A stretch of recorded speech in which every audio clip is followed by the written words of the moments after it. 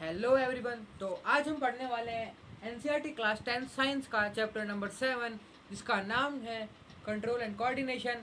और आज हम इसमें पढ़ेंगे कि कोऑर्डिनेशन इन प्लांट्स क्या होता है। ये इस चैप्टर की तीसरी वीडियो है, यानी पार्ट 3 है इसका। पहले के दो पार्ट्स के लिंक मैं आपको डिस्क्रिप्शन में दे दूंगा, अगर आपने नहीं देखे तो वो देख लीजिएगा। और ये कोऑर्डिनेशन इन प्लांट्स पढ़ेंगे। इसमें हम पढ़ेंगे आज geotropism, phototropism, chemotropism, hydrotropism, stimuli क्या होता है। हम है ना अब एक एक करके सारी की सारी टर्म्स सीखेंगे जो इसमें हमको यूज़ होएगी। ठीक है, तो फर्स्ट होगा अपना स्टिमुलाई, STMULI। ठीक है, इसका मतलब है कि it is the term for changes occurs in environment।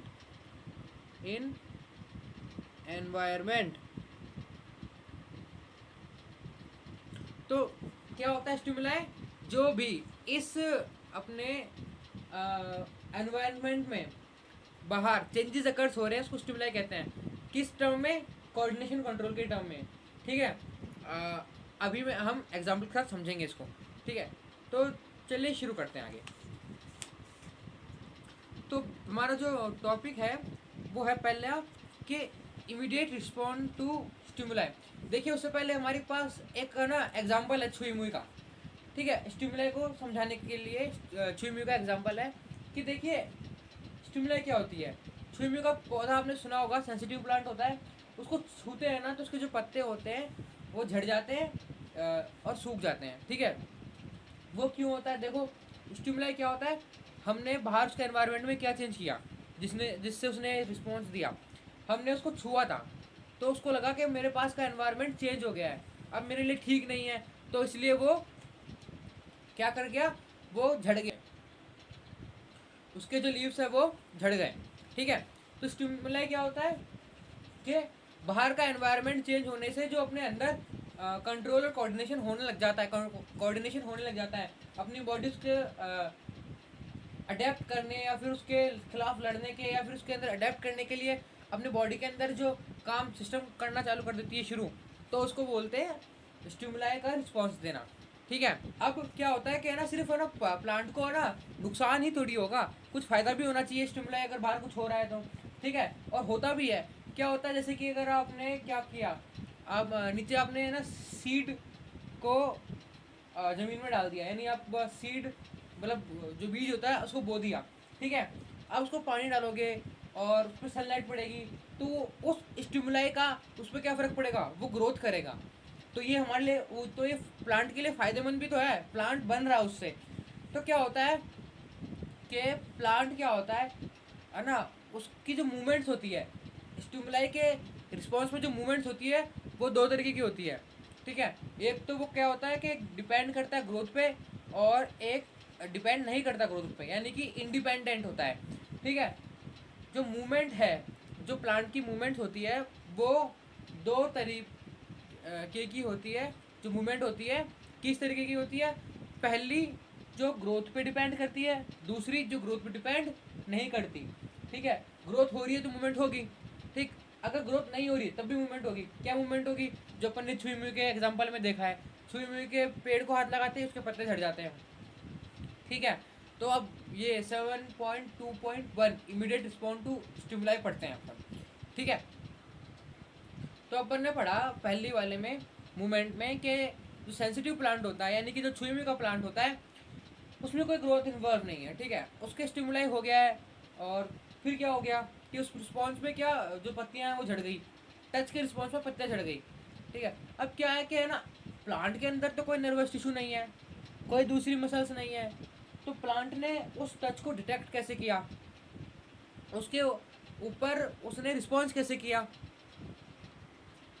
ठीक है, तो अब ये बात भी होती है कि हमने छुआ तो शायद उसके स्टेम को होगा या किसी और चीज़ को होगा, पर झड़ क्या पत्ते गए, हमने उसके स्टेम को छुआ और उस पौधे के पत्ते झड़ गए, तो ये कैसे हुआ? ठीक है, यानी कि अंदर कम्युनिकेशन तो चालू है। ठीक है, पर यहाँ पे क्या है कि मतलब कोई अलग से सेल्स नहीं है जो है ना इंफॉर्मेशन पहुँचा रहा है। ठीक है, यहाँ पे इलेक्ट्रिकल तो है, इलेक्ट्रिकल केमिकल मीन्स तो है कि वो पहुँचाने का। ठीक है, बट कोई स्पेशलाइज टिश्यू नहीं है, जैसे कि हमारे अंदर नर्व सेल था वैसे कोई इसमें टिश्यू नहीं है। ठीक है, अच्छा अब इनके पास मसल्स भी नहीं होते, तो ये पत्ते कैसे चढ़ गए? देखो पत्ते कैसे चढ़ गए, हमारे पास तो मसल्स है। ठीक है, एनिमल्स के पास मसल होती है, हम ना जैसे मैंने पिछले वीडियो में बताया था कि गर्म तवे पर अगर हाथ रख देंगे तो हाथ उठ जाएगा, तो वो मसल्स की वजह से उठ गया। पर यहाँ पत्ते कैसे चढ़ गए, यहाँ पे कैसे हुई मूवमेंट? तो ये मूवमेंट कैसे हुई, यहाँ पे जो प्लांट होता है ना वो पानी की मदद से मूवमेंट करता है। ठीक है, अगर उसको सिकुड़ना होता है पौधों को, या फिर है ना लीव्स को सिकुड़ना होता है, तो वहाँ से सारा पानी ले लेते हैं। ठीक है, तो क्या होता है वो सूख के गिर जाते हैं, है ना। और अगर स्वेलिंग लानी होती है तो पानी भर देते हैं उसमें, तो स्वेलिंग आ जाती है उनमें। हाँ, पत्ते मोटे हो जाते हैं और स्वेलिंग आ जाती है। ठीक है, तो ऐसे इनकी जो शेप्स में है ना चेंज कर लेते हैं वो प्लांट्स। ठीक है, उनके पास मसल्स नहीं होता, पर वो किस चीज़ से करते हैं, पानी की मदद से वो लोग स्वेलिंग और श्रिंकिंग करते हैं अपने अंदर। ठीक है, अब मूवमेंट ड्यू टू ग्रोथ, अभी तो हमने पढ़ लिया कि ये उसके बारे में था, छुई मुई के बारे में, कि ये क्या हुआ मूवमेंट, ये मूवमेंट हुआ पर इसमें ग्रोथ नहीं हुई। क्या ग्रोथ हुई, इसमें प्लांट्स के और पत्ते झड़ गए। ठीक है, बट सेकंड पार्ट क्या है कि ग्रोथ की वजह से क्या हो रहा है, मूवमेंट हो रहा है। ठीक है, अगर ग्रोथ होगी तो मूवमेंट होगी ना, मतलब ऊपर की तरफ बढ़ रहा है तो वो मूवमेंट ही तो है। ठीक है, तो अब हम यहाँ पे ये पढ़ते हैं। आप लोगों ने बेल देखी होगी, वही बेल जो मतलब ना किसी दूसरे प्लांट पे चढ़ जाती है, पेड़ पे चढ़ जाती है, या फिर दीवारों पे चढ़ जाती है, अपन रस्सी बांध देते हैं उस पर भी चढ़ जाती है। ठीक है, बहुत सारी बेल होती है। ठीक है, तो अब बेल चढ़ती कैसे है, यहाँ लिखा हुआ है देखो, some plants like pea plant climb up other plants और fences by means of tendrils. ठीक है, टेंड्रिल्स क्या होती है, वो ना सेंसिटिव होती है टच के।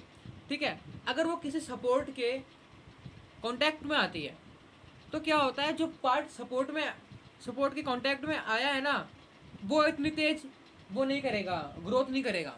पर जो सपोर्ट के कांटेक्ट में नहीं है, ठीक है, वो बहुत तेज ग्रोथ करता है। ठीक, तो उसी कारण से क्या होता है, जो टेंड्रिल्स होती है, जो बेल होती है ना, वो उसके चारों तरफ लिपट पाती है। मैं आपको ना समझाता हूँ। आप देख सकते हैं कि ये स्टेम टेंड्रिल जो है ये एक बैम्बू स्टिक पर चिपका हुआ है। तो ये जब टेंड्रिल जो होता है ये है ना बहुत सेंसिटिव होता है, तो ये जब चिपकता है ना इस पर, तो जहाँ जहाँ से चिपका होता है ना वो पार्ट ग्रोथ नहीं करता है, इसका अपोजिट पार्ट जो होता है वो ग्रोथ करने लग जाता है, जिसके कारण क्या होता है ये एक रिंग शेप ले लेता है। जैसे आप फोटो में देख सकते हैं, इसने रिंग शेप ले लिया है क्योंकि एक ही तरफ सिर्फ ग्रोथ होती है, दूसरी तरफ ग्रोथ धीरे होती है। आई होप आपको समझ में आ गया होगा। ठीक है, तो जो प्लांट्स होते हैं वो स्टिमुलाई पर मतलब स्टिमुलाई से रिस्पॉन्स करते हैं। ठीक है, और किसी पर्टिकुलर डायरेक्शन में करते हैं, और वो कैसे होता है वो अब हम पढ़ते हैं। तो पहला क्या आता है, वो आता है जियोट्रॉपिज्म। तो ग्रेविटी की वजह से जो धरती प्लांट की रूट पर तो जोर लगा रही है, उसकी वजह से जो प्लांट की रूट है वो धरती की तरफ घूमने लग जाती है, वो उधर की तरफ मूवमेंट दिखाने लग जाती है। ठीक है, आप अपनी स्क्रीन पे देख सकते हैं, ये मैंने आपको फोटो दिखा दी है। ठीक है, अब जिसमें क्या होता है जियोट्रॉपिज्म का जो वो है डेफिनेशन है, वो आप लिख लीजिए, द मूवमेंट ऑफ प्लांट और plant parts in response to the direction of gravity. The movement of plant parts in response to the direction of gravity is called geotropism. और इसकी जो आपको फोटो है मैंने आपको यहाँ स्क्रीन पे दिखा दी है, तो आप जो मैंने नोट्स की भी जो फोटो है वो भी आपको स्क्रीन पे दिखा दिया, आप उसका स्क्रीनशॉट ले लीजिए या फिर रोक के लिख लीजिए आप। ठीक है, और अब आता है फोटोट्रॉपिज्म, जो दूसरे तरीके का है।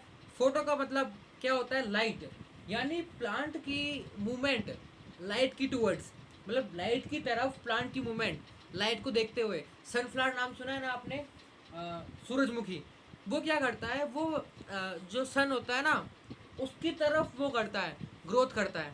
और सबसे ज़्यादा जो फेमस एग्जांपल है इसका वो सनफ्लावर ही है।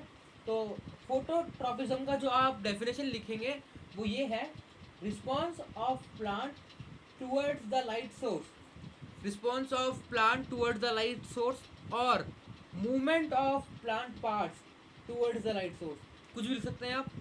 रिस्पॉन्स और movement of plant towards the light source is called phototropism. ठीक है, इसकी फोटो भी मैंने आपको दिखा दी है। ठीक, अब आपका आता है कीमोट्रॉपिज्म कि व्हाट इज कीमोट्रॉपिज्म भाई। कीमोट्रॉपिज्म का मतलब होता है केमिकल, कीमो का मतलब होता है केमिकल और ट्रॉपिज्म वही। तो कीमोट्रॉपिज्म क्या होता है कि movement of complete plant parts toward chemical stimuli. इसका मैं आपको बताता हूँ एग्जांपल। अगले चैप्टर में है ना हम पढ़ेंगे प्लांट रिप्रोडक्टिव सिस्टम के बारे में। मैंने आपको यहाँ फोटो दिखा दी है इसमें, तो वो फोटो में आप देखेंगे कि ऊपर पोलन ग्रेन होता है। ठीक है, तो पोलन ग्रेन क्या होता है, केमिकल, पोलन ग्रेन एक केमिकल रिलीज करता है जिससे क्या होता है कि है ना जो ये ओवरी है ना इसको पता लग जाता है कि है ना यहाँ पे कुछ ना कुछ है। ठीक है, मतलब पोलन ग्रेन आ गया है तो वो क्या करती है, पाइप बना लेती है अपने अंदर ही जो पोलन ग्रेन को लेके जाता है अपने अंदर, जहाँ पे फिर आगे फर्दर फर्टिलाइजेशन का काम होता है। ठीक है, तो ये आप फोटो देख ली। ठीक है, अब आता है हाइड्रोट्रॉपिज्म क्या होता है। ठीक है, हाइड्रो का मतलब क्या होता है, पानी, केमिस्ट्री में पढ़ा होगा। तो हाइड्रो का मतलब होता है पानी, मतलब कि the means of tendency to grow और tend to reach the area with moisture content like the movement of roots toward high humidity level. यानी कि पानी की तरफ जो रूट्स हैं उसका घूम जाना। ठीक है, आपको फोटो दिखा रखी है और इसमें डिफरेंस भी कर रखा है दो प्लांट्स के बीच में।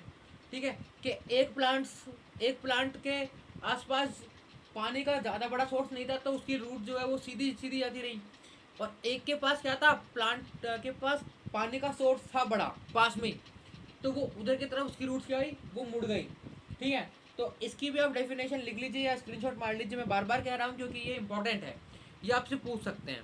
ठीक है, चलिए अब इस चैप्टर में कुछ और इम्पोर्टेंट चीज़ें हैं जो अभी हमको डिस्कस करनी है।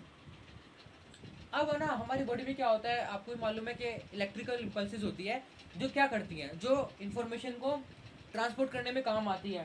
ठीक है, और इधर से उधर मतलब जो नर्वस टिश्यूज़ होती है उसके अंदर इलेक्ट्रिकल इम्पल्सेस दौड़ती है, जिससे है ना हमारी बॉडी में जाके हमको पता लगता है कि अच्छा ये सब हो रहा है तो हमको इस पर रिस्पॉन्स करना है। ठीक है, पर इनकी भी एक लिमिटेशंस है। ठीक है, तो वो लिमिटेशंस क्या है, जो फर्स्ट लिमिटेशन है कि दे विल रीच, तो पहला लिमिटेशन क्या है कि वो वहीं पे पहुंच सकती है इलेक्ट्रिकल इम्पल्सेस जो नर्वस टिश्यू से जुड़े हुए हों। उन्हीं सेल्स के पास वो इलेक्ट्रिकल इम्पल्सेस जाएगी जो सिर्फ नर्वस सेल्स से, नर्वस टिश्यूज से जुड़े हुए हों, हर किसी के पास नहीं जा पाएगी। ठीक है, एनिमल बॉडी के अंदर। ठीक है, तो मतलब सेकंड लिमिटेशन क्या है कि है ना वो जो इलेक्ट्रिक इम्पल्स है ना वो अगर सेल ने एक बार जनरेट कर दी तो वापस जनरेट करने के लिए पूरे के पूरे सेल को है ना मतलब वापस है ना तैयार होना पड़ता है। एक नया इम्पल्स को जनरेट करने के लिए उसको क्या करना पड़ता है, पूरा का पूरा वापस पूरा तैयार होना पड़ता है। मतलब कि एक बार कर दिया तो वापस पूरा प्रोसेस करके उसका करना पड़ेगा, जिसमें क्या लगेगा, टाइम लगेगा। तो इसको पूरा करने के लिए, जो लिमिटेशन है इसको पूरा करने के लिए, जो प्लांट्स बॉडी होती है और जो ह्यूमन बॉडी होती है, दोनों में ही कुछ केमिकल्स होते हैं जो हेल्प करते हैं इंफॉर्मेशन भेजने में। ठीक है, तो ये इन्फॉर्मेशन क्या होती है, ये इन्फॉर्मेशन वही होती है सेम टू सेम जो हमारी बॉडी के अंदर हमको रिस्पॉन्स करनी होती है। और ये केमिकल कम्युनिकेशन किस तरीके से होता है, केमिकल से होता है, जिन केमिकल्स को हम हॉर्मोन्स बोलते हैं। ठीक है, तो अब प्लांट, इस वीडियो में हम सिर्फ प्लांट के हॉर्मोन्स पढ़ेंगे, अगली वीडियो में हम हॉर्मोन्स इन एनिमल्स भी पढ़ेंगे। ठीक है, यानी इंसानों के अंदर भी हॉर्मोन्स के बारे में पढ़ेंगे। तो अब मैं आपको समझाता हूँ अपने प्लांट्स के अंदर हॉर्मोन्स के बारे में। ठीक है, अभी हमने पढ़ा था जियोट्रॉपिज्म। ठीक है, तो जियोट्रॉपिज्म में क्या होता है, मैं आपको वापस फोटो दिखाता हूँ। वो फोटो में, सॉरी, जियोट्रॉपिज्म नहीं, फोटोट्रॉपिज्म। तो इसमें आप देख सकते हैं कि जो एक ऑक्सिन नाम का एक हार्मोन है, वो क्या कर रहा है, वो ना लाइट के ना सेंसिटिव है, वो लाइट के अपोजिट तरफ भाग रहा है। तो जैसे ही सनलाइट पड़ती है, और देखिए आप लेफ्ट से राइट जब सन जा रहा है, तो आप देख सकते हैं जैसे सनलाइट पड़ रही है, तो वो क्या कर रहा है, वो ना ऊपर की तरफ ग्रोथ कर रहा है, और जिस तरफ उसको बढ़ना चाहिए उधर बढ़ रहा है। ठीक है, ये ग्रीन कलर का होता है, इसलिए वहाँ पे ग्रीन ग्रीन डार्क भी आता है। ठीक, तो आई होप आपको समझ में आ गया होगा।